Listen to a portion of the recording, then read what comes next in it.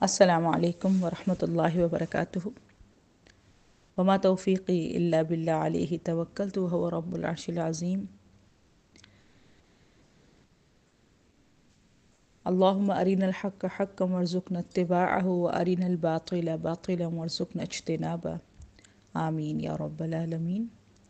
رب زدنی علما، رب اشرح لی صدری ویسر لی امری واحلل عقدۃ من لسانی یفقہوا قولی۔ رب یسر ولا تعسر وتمم بالخیر۔ ہمارا جو موضوع چل رہا تھا وہ ضرر رساں اور ممنوع کام جو ہیں، جو کہ میں اور آپ نہیں چاہتے کہ ہمیں جو ہے اپنے بچوں کی شخصیت میں نظر آئیں، تو اس کے لیے انہیں کس طرح روکنا ہے اور کیا کیا چیزیں ان کے لیے جو ہے وہ ان کی شخصیت کو خراب کرنے کا باعث بن سکتی ہیں اور ان کی شخصیت کو کمزور کرنے کا باعث بن سکتی ہیں، اس پر ہم اپنی بات چیت کر رہے تھے۔ آج کل کے بچوں میں بھی، نوجوانوں میں بھی، والدین میں بھی یہ جو موسیقی کا جو شوق ہے بہت زیادہ پایا جاتا ہے، ٹھیک ہے۔ دیکھیں سورہ لقمان کی آیت نمبر 6 میں جو اللہ رب العزت کا فرمان کہ وَمِنَ النَّاسِ مَن يَشْتَرِي لَهْوَ الْحَدِيثِ لِيُضِلَّ عَن سَبِيلِ اللَّهِ، کہ بعض لوگوں میں سے بعض ایسے بھی ہیں جو لہو الحدیث خریدتے ہیں تاکہ وہ لوگوں کو گمراہ کریں اللہ کے راستے سے، بغیر علم، بغیر علم کے، وَيَتَّخِذَهَا هُزُوًا، اور اس کے راستے سے استہزاء کریں، یعنی مذاق اڑائیں۔ اکثر مفسرین کے قول کے مطابق جو ہے وہ لہو الحدیث سے مراد جو ہے وہ بیہودہ باتیں اور گانا بجانا، اور ابن مسعود رضی اللہ عنہ کی روایت ہے، وہ فرماتے ہیں کہ لہو الحدیث سے مراد یعنی غنا، یعنی گانا بجانا مراد ہے۔ اور جیسے کہ یہ حضرت حسن بصری رحمۃ اللہ علیہ کی جو رائے ہے وہ یہ کہتے ہیں کہ یہ جو آیت ہے جس میں لہو الحدیث کی بات کی گئی ہے، یہ آیت گانوں اور بانسریوں یعنی موسیقی کے جو آلات ہیں ان کے متعلق نازل ہوئی ہے۔ اور قرآن میں ہم جو ہے نا، اللہ تعالیٰ نے جو شیطان کو کھلا چیلنج دیا تھا نا کہ وَاسْتَفْزِزْ مَنِ اسْتَطَعْتَ مِنْهُمْ بِصَوْتِكَ، کہ اے شیطان تو ان میں سے جس کو اپنی آواز سے بہکا سکتا ہے بہکاتا رہ۔ تو یہ اصل میں صوت الشیطان ہے۔ یہ جو گانے ہیں، موسیقی کے آلات ہیں، انسٹرومنٹس ہیں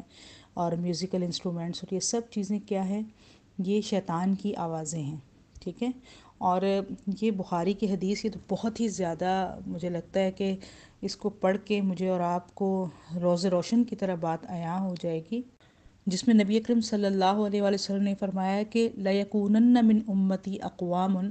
کہ میری امت میں ایسے لوگ ضرور آئیں گے یستحلون الحر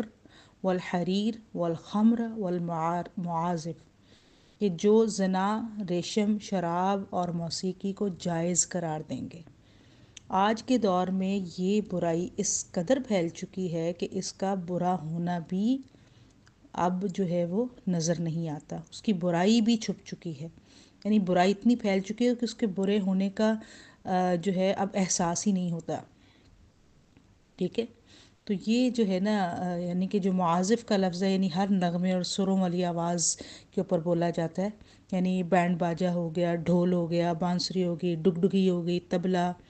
گھنٹیاں مختلف، ٹھیک ہے۔ یہ جو آوازیں ہیں یہ سب شیطان کی آوازیں ہیں، شیطان کی جو ہے نا مزامیر جو ہے نا، وہ بھی ظاہر ہے آپ کے شیطان کی بانسریاں ہیں جو گھنٹیاں ہیں۔ تو لہٰذا اس بات کو آپ یہ سمجھ لیں کہ یہ جو کثرت سے ایک بندہ جو گانا سنتا ہے، یا بچے جو ہر وقت گانے کی تھاپ پر جو ہے وہ تھرکتے ہیں اور اپنے معصوم ایکشن بناتے ہیں، اور اس سے آپ لوگ محظوظ ہو رہے ہوتے ہیں اور ہم خوش ہو رہے ہوتے ہیں کہ دیکھو میرا بچہ کس قدر انجوائے کر رہا ہے، آپ کو نہیں پتہ کہ اس کا دل جو ہے وہ آہستہ آہستہ اس سے کمزور پڑ رہا ہوتا ہے، ٹھیک ہے۔ اور آج کی سائنس نے بھی جو ہے وہ جو ہے اس کو ثابت کیا ہے کہ ظاہر ہے دماغ کا ایک مخصوص حصہ جب گانے سنتے رہتے ہیں تو اس کے اندر پھر جو ہے نا وہ سکون نہیں، بلکہ یہ روح کی غذا نہیں ہے، موسیقی سکون نہیں پیدا ہوتا، بلکہ اس کے اندر ایک جو ہے ایک منفی تاثر جو ہے وہ پیدا ہونے لگ جاتا ہے۔ اب دیکھیں سوال ظاہر آپ کے ذہن میں بھی آ رہا ہوگا، میرے بھی ذہن میں ہے کہ بھئی یہاں تو ہم کوئی قرآن کا لیکچر بھی سن رہے ہوتے ہیں گوگل پر، یوٹیوب پر، کہیں بھی، تو بھئی اس میں بھی جو ہے وہ موسیقی شروع ہو جاتی ہے۔ قرآن کی ایپ کھولتے ہیں، قرآن پڑھ رہے ہوتے ہیں تو اس کے اوپر ایڈز آنے لگ جاتے ہیں، اور اس میں میوزک بھی ہے، اس میں بے حیائی بھی ہے، ٹھیک ہے۔ تو اب یہ سب چیزیں میں آپ کو بتاؤں، ہر چیز کا حل موجود ہے، کوئی ایسا مسئلہ نہیں جس کا حل موجود نہ ہو۔ جو ہے ایڈز کو جو ہے بلاک بھی کیا جا سکتا ہے، یہ سب کچھ ہو سکتا ہے، ٹھیک ہے، اگر ہم کرنا چاہیں اور اس کو ہم سیریس لیں۔ دوسرا یہ چیزیں کہ جو یہ جو پھر ہمارے بچے ان سلیبریٹیز کو، مطلب یہ بہت زیادہ گانے بجانے والوں کو ان سے متاثر ہوتے ہیں، ان کو اپنا جو ہے وہ آئیڈیل بنا لیتے ہیں۔ یہ لوگ جو ہے وہ لوٹ لٹا کے جا کے اپنی جائیدادیں بنا رہے ہوتے ہیں، اور قوم کا اخلاق جو ہے وہ تباہ ہو رہا ہوتا ہے۔ لوگ جو ہے نوجوان جو ہے اللہ کو چھوڑ کر ان کو آئیڈلائز کرتے ہیں، نبی اکرم صلی اللہ علیہ وسلم کو، صحابہ کو چھوڑ کر ان کو اپنا آئیڈیل بنا لیتے ہیں، ان سے دلی محبت کرنا شروع کر دیتے ہیں، ٹھیک ہے۔ تو یعنی کہ یہ جو ہے اب آپ دیکھیں رمضان میں بھی، رمضان میں سے رمضان ٹرانسمیشن میں پھر یہی جو ہے وہ گویے سارے کے سارے جو ہے وہ آ کر دین سکھا رہے ہوتے ہیں۔ تو ہم یہ دیکھتے ہیں نا، ان سب چیزوں میں اس چیز کو آپ نے ضرور سامنے رکھنا ہے کہ موسیقی کوئی ایسا ذریعہ نہیں ہے، کوئی ایسا ماخذ نہیں ہے جس سے کہ جو ہے انسان کا اخلاق بنتا ہو، یا اس کی روحانیت بڑھتی ہو، یا اس کی اصلاح ہوتی ہو، یا اس کے دل کی اصلاح ہوتی ہو، یا اسے واقعتاً سچ مچ والی تسکین ملتی ہو۔ یہ کوئی ایسی چیز نہیں ہے موسیقی۔ اس سے بچنے کے لیے دیکھیں، ایک تو جو ہے وہ پرہیز کرنا کہ گانوں سے جو ہے وہ گانے کا کوئی آلٹرنیٹ، دیکھیں انسان کی فطرت میں نا وہی گنگنانے کی جو خواہش ہے نا وہ ان بلٹ ہے، وہ انسان کو پسند آتی ہے۔ غنا، آپ صلی اللہ علیہ وسلم نے غنا کو خاص کیا ہے قرآن کی تلاوت کے ساتھ، ٹھیک ہے نا، کہ زین القرآن باصواتکم، کہ قرآن کو اپنی آوازوں سے سجاؤ، اور خوبصورتی سے قرآن پڑھنا، قرآن کا ماہر بننا۔ آپ کو پتہ ہے کتنا بڑا اجر ہے، اللہ تعالیٰ قیامت کے دن ماہر فرشتوں کے ساتھ جو ہے اس کا اختتام کرے گا اور اس کا انجام کرے گا، اس کا انجام انہی کے ساتھ ہوگا انعامات کے اعتبار سے۔ تو یہ جو بے حیائی والے گانے بالخصوص، یہ تو بالکل نہیں سننے چاہیے۔ اور گانوں اور موسیقی کی جو سب سے زیادہ مخالف چیز ہے وہ تلاوت قرآن ہے، اور خاص طور پر اگر جو ہے کوئی مجھ سے پوچھے کہ موسیقی سے بچنے کے لیے خاص طور پر کس سورہ کی تلاوت، قرآن کے کس حصے کی تلاوت کروں، میں کیا پڑھوں، تو دیکھیں جو نبی اکرم صلی اللہ علیہ وسلم کا فرمان کہ ان الشیطان ینفر من البیت الذی یقرأ فیہ سورۃ البقرہ، یقیناً شیطان اس گھر سے بھاگ جاتا ہے جس میں سورہ بقرہ کی تلاوت کی جاتی ہے، ٹھیک ہے۔ تو سورہ بقرہ کی تلاوت خصوصاً جو ہے وہ اگر میں اور آپ اس کو حصہ بنا لیں گے، یا جو مگر اپنی بیٹی بیٹا یا کسی کو ہم چاہتے ہیں کہ اس کی یہ گانے سننے کی عادت ختم ہو جائے، تو اس کو جو ہے غنا کے ساتھ سورہ بقرہ کی تلاوت کرنی چاہیے، سننی چاہیے اس کو۔ یقیناً دیکھیں قرآن سے بہتر دنیا کی ہر طرح کی جو ہے نا جو چیز جو خوبصورت آواز سے پڑھی جاتی ہے، ان میں سب سے بڑھ کر قرآن ہے، قرآن سے بڑھ کر کوئی چیز نہیں ہے۔ اور جتنے بھی سر لگانے ہیں وہ ہم نے قرآن میں لگانے ہیں۔ مد تحسین کا باعث ہے، غنہ تحسین کا باعث ہے، ٹھیک ہے۔ جب قرآن کو سمجھ کر پڑھا جاتا ہے، غنّے اور مد اور باقی رموز قاف اور باقی چیزوں کا خیال رکھا جاتا ہے، قواعد کا، مخارج کا، ٹھیک ہے، صفات کا، تو یہ ساری وہ لو نوٹس، ہائی نوٹس، وہ سارے کے سارے قرآن میں لگائے جاتے ہیں۔ اور پھر اس سے قرأت اور سب چیزیں جو ہے یہ ایک اسپیشل علم جو کہ سیکھنا بھی چاہیے تاکہ قرآن کو خوبصورتی سے پڑھا جائے، اور خود سنائیں بچوں کو، ان سے سنیں، ان کو پریکٹس کروائیں۔ جب آپ بچپن سے، میں نے یہ سین کیا ہے اس بات کو کہ جب ماں باپ جو ہے نا وہ بچے کو بچپن میں قرآن اور احادیث اور یہ چیزیں غنا کے ساتھ پڑھنے کی، اور جیسے قرآن کی کے لیے کچھ ایسے وہ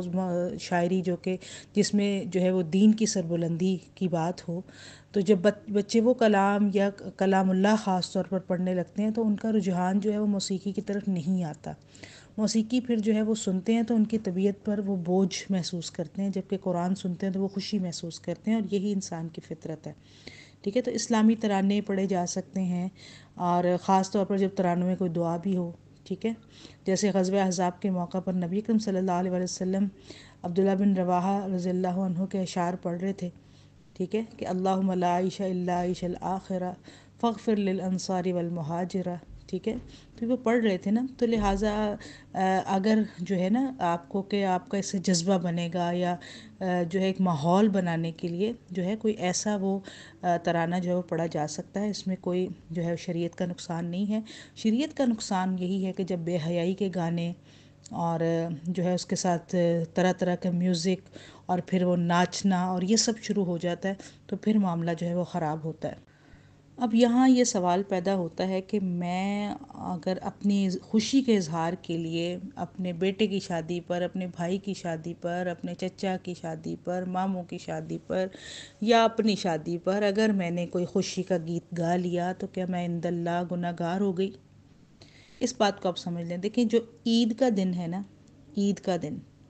اور جو ہے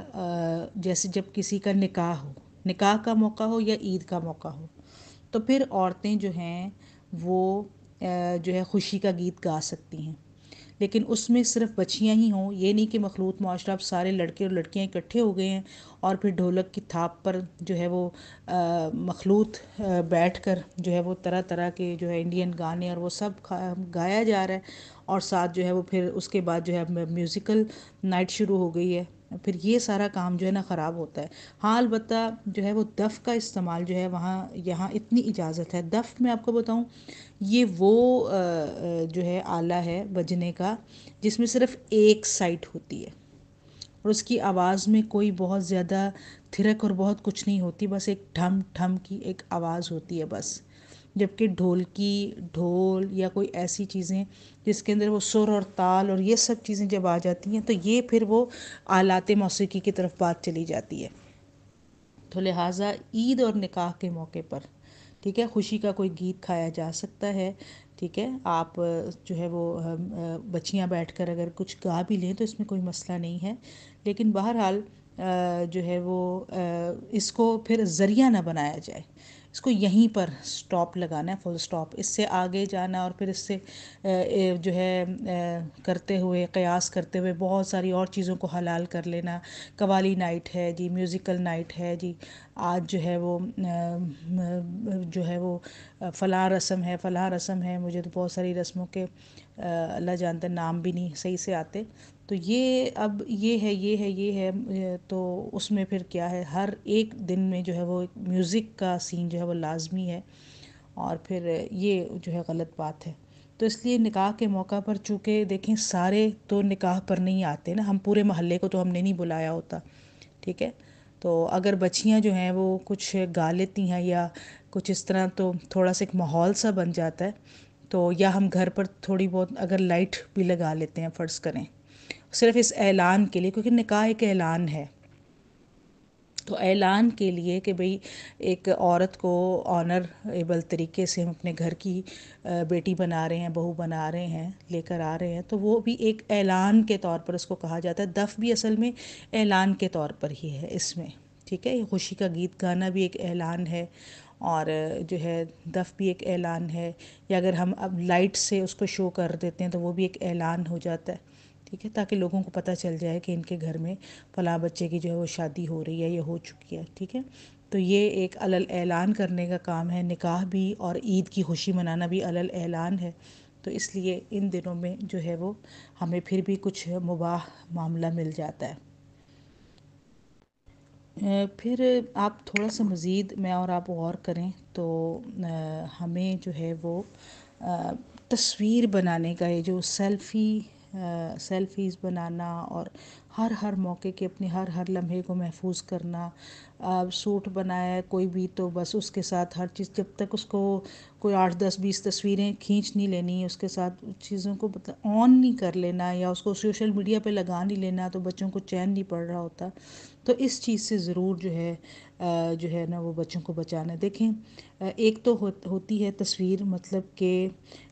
جو کہ نوٹ پر ہے، جیسے شناختی کارڈ پر ہے، یا ویزا بنانے کے لیے ہے، یا ڈرائیونگ ڈرائیونگ لائسنس کے لیے ہے، ٹھیک ہے. تو اگر مجبوری کی وجہ سے کوئی تصویر ہے تو اس کی گنجائش بھی ہے اور اس کی اجازت بھی ہے. لیکن اگر جو ہے وہ تصویر جو ہے وہ صرف اس لیے کہ اپنی سیلف سیٹسفیکشن کے لیے، یا جس کو کہتے ہیں کہ خود پرستی کی وجہ سے، یہ خود پرستی ہے اس کے اندر، کہ انسان اپنی تصویر کو دیکھتا ہے اور خود کو پسند کرتا ہے اور خود کی پوجا کرتا ہے، اور بار بار خود کو دیکھنا، بس اس اینگل سے دیکھا، اس اینگل سے دیکھا. وہ دوسرا جو ہے وہ چاہتے ہیں انسان دوسروں سے تعریف وصول کرنے کے لیے، اور یہ سب چیزیں جب اس کو تصویریں کھینچتا ہے، پھر اس کو اپنا پوسٹ کرنا، اور یہ سب کیا ہے، یہ ساری کی ساری جو ہے وہ شیطانی در اندازی کے سارے کے سارے راستے ہیں. اور ہم خود شیطان کو فری ہینڈ دیتے ہیں، ہم خود اس کو، ہم اپنے آپ کو اس کے سامنے ان لاک کر دیتے ہیں. اس کے بعد پھر فتنے جب پھیلتے ہیں تو وہ اس کا رزلٹ جو ہے وہ میرے اور آپ میں سے کسی سے بھی چھپا ہوا نہیں ہے، ٹھیک ہے. ہاں لیکن یہاں جیسے اب کسی بہن کا یہ سوال اگر آئے دل میں کہ جیسے بچے کھلونوں سے کھیلتے ہیں، ٹھیک ہے، چھوٹی چھوٹی گڑیاں سے یا کچھ اس طرح، تو دیکھیں اگر بچیاں جو ہے وہ کسی کوئی اون کی گڑیا خود بناتی ہیں، کوئی گڑیا چلے خرید بھی لیتی ہیں یا کچھ بھی ہے، تو کھیل کی حد تک تو ہے، اس میں کوئی برائی نہیں ہے. لیکن ہاں جب نماز کا وقت آئے تو یہ نہ ہو کہ پھر یہ بت، یہ کھلونے جو ہے وہ آپ کے جائے نماز کے سامنے بھی پڑے ہوں، ٹھیک ہے. اور ان چیزوں کا جو ہے خیال پھر رکھنا ہے کہ کھیلنے کی حد تک ہو، بس یہ نہیں کہ بس آپ نماز میں ان کی وجہ سے ڈی ٹریک ہو رہے ہوں، تو پھر ظاہر ہے کہ اس سے تو لازماً بچنا چاہیے. تو بچیاں چلیں اگر چھوٹی چھوٹی گڑیا جیسی شکلیں بنا کر کسی کپڑے سے یا کسی اون سے کس طرح کھیل لیتی ہیں، جیسے بچی اس کے بال بنا رہی ہے، اس کو میک اپ کر رہی ہے، اس کو کپڑے پہنا رہی ہے، اس کی چھوٹی چھوٹی کپڑے سٹچ کر رہی ہے، صاف ستھرا رکھ رہی ہے، تو اس کے لیے جو ہے ایک چھوٹا سا گھر سیٹ کر رہی ہے، تو یہ ایک بچی کی تربیت ہے، کیونکہ بچی کے اندر فطرتاً ایک ماں جو ہے وہ چھپی ہوئی ہوتی ہے، ٹھیک ہے. تو اگر وہ بچے کی کیئر اس طرح، مطلب ایک گڑیا کی کیئر کر رہی ہے، یا گڈے گڑیا کی شادی ہے، اس طرح کے جو کھیل ہیں اس میں بے ضرر ہیں، اس میں کوئی مسئلہ نہیں ہے، اس میں ایکسٹریم سائڈ پر نہیں جانا چاہیے. کیونکہ نبی اکرم صلی اللہ علیہ وسلم کے پاس جو تھیں حضرت عائشہ جو تھیں، وہ گڑیا نما تصویروں کے ساتھ کھیلا کرتی تھیں، ٹھیک ہے نا. تو گڑیا چھوٹی چھوٹی گڑیا سے کھیلا کرتی تھیں. تو اس میں جو ہے وہ کوئی، میں نے کہا نا کہ جو ہے جو چیزیں جو ہے صرف کھیل کی حد تک ہیں اگر، تو پھر ٹھیک ہے. لیکن یہ ہے کہ اس سے یہ نہ ہو کہ پھر اس میں ہم باقی حدود کا خیال نہ رکھیں، ٹھیک ہے. یہ نہیں کہ پھر پورے گھر میں ہی وہ بھی بت پرستی کا ایسا سین آ جائے کہ اگر ٹوتھ برش ہے تو اس کے اوپر بھی جو ہے وہ پہلے کارٹون یا کوئی پوری شکل بنی ہوئی ہے. آپ کچھ بھی کھانے کی، آپ کا ٹفن باکس ہے وہ بھی اسی ٹائپ کا، آپ کا بیگ ہے تو وہ بھی، ان چیزوں سے باہر تصویروں، اور اس سے آہستہ آہستہ بچے کو بچانا چاہیے. اس کے کپڑوں پر تصویریں بنی ہوئی ہیں، اس کی شرٹس پر بنی ہوئی ہیں، کوئی مسئلہ نہیں. یہ ممنوع چیزیں ہیں، خیال رکھنا چاہیے کہ کسی بت کی، کسی حیوان کی، کسی ذی روح کی تصویریں جو ہیں وہ آپ کے کپڑوں پر، آپ کے جوتوں پر، آپ کے بیگز پر، آپ کے ٹوتھ برش، آپ کی ضرورت کی استعمال کی ساری چیزوں کے اوپر ان چیزوں یہ نہیں ہونی چاہیے. اور آپ یقین کریں، ایک بیڈ شیٹ آپ بچے کے لیے کوئی کمبل لینا چلے جائیں نا، تو آپ کو اس میں بھی کارٹونز کے سارے کمبل بنے ہوں گے، یعنی کہ اس ٹائپ کا کچھ سادہ آپ کو ملے گا نہیں، آپ کو ڈھونڈنا پڑے گا. اور اس کو یہ ایک جہاد ہے. آپ بیگ خریدنے چلے جائیں، ٹھیک ہے، تو کیونکہ میرے ساتھ ان چیزوں کا واسطہ رہتا ہے، وہ ایک سادہ چیز ڈھونڈنا مشکل ہو جاتا ہے، ٹھیک ہے نا، اور ایک مشکل چیز بن جاتی ہے ہمارے لیے. لیکن بہرحال جہاد سمجھ کر ان چیزوں کو کرنا چاہیے. پھر ایک بات کو تو آپ نے پہلے بھی سمجھ لیا کہ یہ تمباکو نوشی کے حوالے سے کہ اللہ تعالیٰ نے فرمایا نبی کریم صلی اللہ علیہ وسلم کو سورہ اعراف میں آیت نمبر 100 جو ہے وہ 57 میں، کہ وَيُحِلُّ لَهُمُ الطَّيِّبَاتِ وَيُحَرِّمُ عَلَيْهِمُ الْخَبَائِثِ، کہ وہ پیغمبر جو ہے وہ پاک چیزوں کو حلال اور خبیث اور ناپاک چیزوں کو حرام کرتا ہے. اور تمباکو نوشی بھی ظاہر ہے ایک مکروہ چیز ہے، میں نے کہا تھا میں اس پر مزید بات کروں گی. وہ نقصان دہ ہے، ایک گندی بدبو والی چیز ہے، ٹھیک ہے. اور اس کی وجہ سے جو ایک تو دین کا نقصان کیا ہوتا ہے کہ مکروہات میں سے ہے، اور صحت کا اور اخلاق کا نقصان بھی ہوتا ہے، ٹھیک ہے. یعنی کہ آہستہ آہستہ غیر محسوس طریقے سے کسی کو قتل آپ نے کرنا ہے تو بس آپ وہ سگریٹ کا دھواں اس کے لیے ہوگا جو اس کے بالکل پھیپھڑے فارغ کر دے گا. ٹھیک ہے، اسی لیے اللہ نے قرآن میں شراب اور جوئے کے نقصان جب بتائے نا اور مکروہات کی ان چیزوں کے بارے بات کی تو کہا وَإِثْمُهُمَا أَكْبَرُ مِن نَفْعِهِمَا، کہ ان دونوں کا گناہ ان کے نفع سے کہیں زیادہ ہے، یعنی ہر لحاظ سے ہی دیکھا جائے تمباکو نوشی جو ہے وہ تو نقصان دہ چیز ہے اور ایک فضول چیز ہے کہ بس اس کو دھوئیں میں اڑا دیا جائے، اور جو ہے وہ اس کے اپنے پاس لیے نقصان دہ ہے، جو اس کے پاس اس کا ہمسایہ، اس کے پاس کوئی بہن بھائی بیٹھا اس کے لیے تکلیف دہ ہے، اذیت کا باعث ہے، بیوی بچے اگر شوہر جو ہے وہ اسموکنگ کرتا ہے تو بیوی بچوں کے لیے کس قدر نقصان کا باعث ہے، اور جو ہے ایک مال و دولت کو ضائع کرنے کا، ضیاع کا ایک سبب بھی ہے، ٹھیک ہے نا۔ اور بخاری مسلم کی جو حدیث ہے نا کہ وَكَرِهَ إِضَاعَةَ الْمَالِ، اللہ تعالیٰ نے مال کا ضائع کرنا ناپسندیدہ اور مکروہ جانا ہے، ٹھیک ہے نا، تو لہٰذا یہ مال کے ضیاع کا اور خسارے کا باعث ہے۔ تو ابھی ہم نے وہ حدیث بھی جو ہے جو کہ ساری امت کو معاف کر دیا جائے گا مگر الا مجاہرین، تو یہ مجاہرین ہوتے ہیں جو سر عام جو ہے اگر کوئی سگریٹ پی رہا ہے، سر عام کوئی نشہ کر رہا ہے، سر عام کوئی جو ہے وہ اس طرح کی بے حیائی کی حرکت کر رہا ہے تو کیا ہوگا، یہ مجاہرین ہے جو کھل کھلا، جن کو کوئی ڈر نہیں ہے، وہ اپنی طرف سے اپنا اعتماد شو کرتے ہیں حالانکہ یہ ان کے لیے سراسر نقصان کا باعث ہے۔ پھر جب بچے تھوڑے بڑے ہو رہے ہوتے ہیں نا اور ان کی جو ہے مسیں بھیگنے لگتی ہیں، داڑھی منچھ آنے لگتی ہے، تو سورہ نساء کی جو آیت نمبر 119 میں ہم نے جو ہے وہ پڑھی ہے یہ بات کہ شیطان نے کہا تھا نا اللہ سے جب ضد وہ لگا کے بیٹھا ہوا تھا کہ وَلَآمُرَنَّهُمْ، میں انہیں ضرور حکم دوں گا فَلَا يُغَيِّرُنَّ خَلْقَ اللَّهِ، تو وہ ضرور اللہ کی خلقت میں تبدیلی کریں گے، ٹھیک ہے۔ دیکھیے اللہ تعالیٰ نے انسان کے چہرے کے جس حصے پر بال اگائے، اگر اللہ کا حکم ہوتا تو وہاں بال نہ اگتے، ٹھیک ہے۔ تو اگر چہرے پر داڑھی آ رہی ہے، ٹھیک ہے، تو ماؤں کو ہوتا ہے کہ یہ نہ ہو کہ بچے داڑھی نہیں رکھنی، ایک گھر کا ماحول ہے جی یہ نہیں کرنا، یا کسی کالج یونیورسٹی میں تم جاتے ہو یہ نہیں کرنا، تو یہ جو ہے نا یہ فطرت کی چیز ہے اور اس کو بدلنا نہیں چاہیے، کیونکہ نبی اکرم صلی اللہ علیہ وسلم نے فرمایا نا کہ 10 چیزیں فطرت میں سے ہیں، اس میں مونچھیں کاٹنا، داڑھی بڑھانا، مسواک کرنا، پانی کو ناک میں چڑھانا، ناخن کاٹنا، انگلیوں کے درمیانی جوڑ کو دھونا، اور بغلوں کے بال اکھیڑنا، اور زیر ناف بال مونڈنا اور استنجا کرنا، یہ 10 چیزیں آپ نے فرمایا فطرت کا حصہ ہے۔ تو جس میں جو پہلی 2 چیزیں مونچھیں کاٹنا اور داڑھی بڑھانا، تو یہ ہے کہ داڑھی کے بال جو ہے بڑھانے چاہیے، بچوں کو ترغیب دیں اور ان کو ان کی حوصلہ افزائی کریں کہ تم اس میں اچھے اور کیوٹ لگ رہے ہو، اللہ نے تمہیں ایسا بنایا ہے، ٹھیک ہے، اللہ کی تخلیق ہو تم، یہاں بال آنا یہ اللہ کی دی ہوئی بنائی ہوئی انسانی فطرت ہے، یہ اس کے اندر ان بلٹ ہے، ٹھیک ہے۔ تو یہ جو ہے ان کو کتروانا یا ان کو چھوٹا کروانا، اس میں بچے کو ترغیب دینی چاہیے کہ وہ ضرور جو ہے وہ اس پر اس کو پورے اعتماد کے ساتھ اس داڑھی کو اپنے چہرے پر رہنے دیں۔ اور تھوڑا سا مزید اس کو سمجھ لیں بات کو کہ کچھ نا شیطانی فطرت کے انسان ہوتے ہیں جو لوگوں کے ذہنوں میں یہ وسوسہ جو ہے وہ ڈالتے ہیں، اور لوگ بالکل ہی داڑھی صاف کرا دیتے ہیں، شیو کرا دیتے ہیں، اور شیو کرا کے وہ خود کو تہذیب یافتہ خیال کرتے ہیں کہ سنت نبویہ کو جی اس کو منڈوا دیا یا اس کو کٹوا کر نالی اور گندے پانی میں بہا دیا تو ایک اعزاز کی بات ہے یہ کہ ہم دیکھیں اپنے آپ کو نیٹ اینڈ کلین کرنے کا یہ کوئی طریقہ نہیں ہے، ٹھیک ہے۔ اور جو ہے یہ خلقت میں تبدیلی کا بھی ایک ہے کہ وہ جو شیطان نے آرڈر انسان کو کرتا ہے کہ بدلو اللہ کی خلقت کو، ٹھیک ہے۔ تو یہ جو ہے اس کا ضرور خیال رکھنا چاہیے کہ فطرت کے ساتھ جو ہے وہ جنگ نہیں کرنی، ہر چیز کا ایک آپ دیکھیں کہ سائنس جو ہے وہ ثابت کرتی چلی جائے گی، ہمیں سائنس کے ثبوت کی ضرورت نہیں ہے، ہمارے لیے تو سنت کا عمل ہی کافی ہے، لیکن جو لوگ سائنس کی زبان سمجھتے ہیں ان کے لیے کہہ رہی ہوں کہ ایک وقت آئے گا کہ سائنس اس کی اہمیت کو بھی آپ کے سامنے بیان کر دے گی۔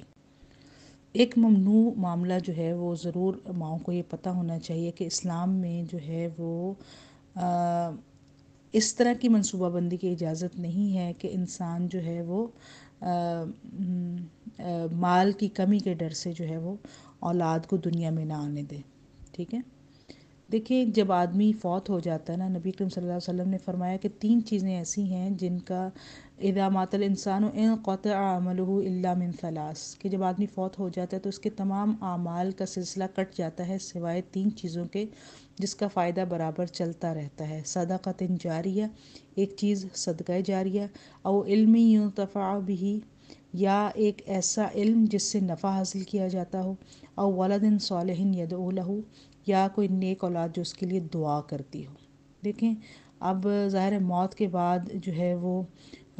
جو صدقہ اور اولاد کی جو دعا ہے وہ نفع بخش ثابت ہوتی ہے. تو لہٰذا اسلام نے بھی کثرت اولاد کی ترغیب دی ہے، لیکن آج ہم دیکھتے ہیں کہ باوجود اس حدیث کے کہ نبی اکرم صلی اللہ علیہ وسلم نے فرمایا کہ زیادہ بہت محبت کرنے والی اور زیادہ بچے جننے والی عورتوں سے شادی کرو، کیونکہ میں قیامت کے دن تمہاری کثرت کے ساتھ باقی امتوں پر فخر کروں گا. حدیث صحیح حدیث ہے یہ. اسلام میں بہرحال اس کی اجازت تو نہیں ہے منصوبہ بندی کی، فیملی پلاننگ کی، ہاں لیکن ایک استثنائی صورتحال ہے،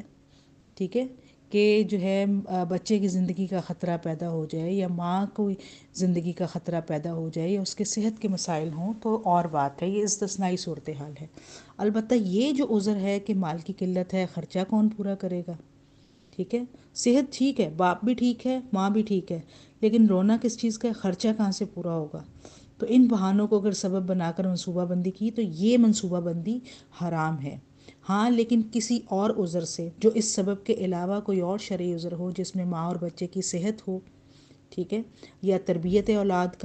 کا جو ہے وہ عذر ہو، تو پھر جو ہے وقفہ کرنا اور جو ہے اولاد کا اس حساب سے ان میں ایک مناسب وقفہ رکھنا، یا